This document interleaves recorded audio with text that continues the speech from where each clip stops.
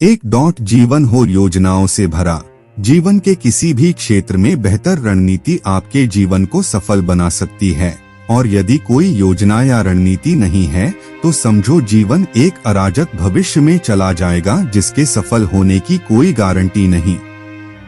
भगवान श्री कृष्ण के पास पांडवों को बचाने का कोई मास्टर प्लान नहीं होता तो पांडवों की कोई औकात नहीं थी कि वे कौरवों से किसी भी मामले में जीत जाते। संगत और पंगत हो अच्छी, कहते हैं कि जैसी संगत वैसी पंगत और जैसी पंगत वैसा जीवन।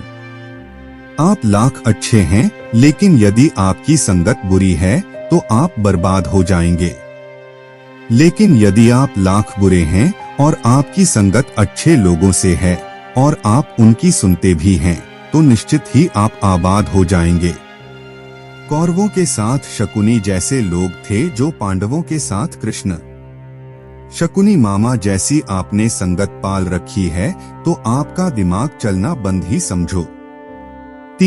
अधूरा ज्ञान घातक, कहते हैं कि अधूरा ज्ञान सबसे खतरनाक होता है। इस बात का उदाहरण है अभिमन्यु।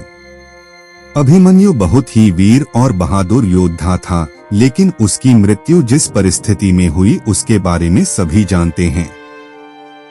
मुसीबत के समय यह अधूरा ज्ञान किसी भी काम का नहीं रहता है। आप अपने ज्ञान में पारंगत बने। किसी एक विषय में तो दक्षता हासिल होना ही चाहिए।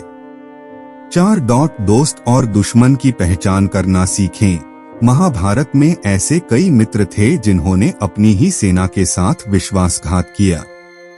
ऐसे भी कई लोग थे जो ऐन वक्त पर पाला बदलकर कौरवों या पांडवों के साथ चले गए।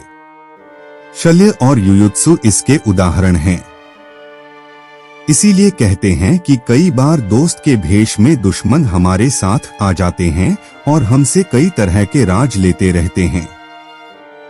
कुछ ऐसे भी दोस्त होते हैं जो दोनों तरफ होते हैं, जैसे कौरवों का साथ दे रहे भीष्म, द्रोण और विदुर ने अंतत युद्ध में पांडवों का ही साथ दिया।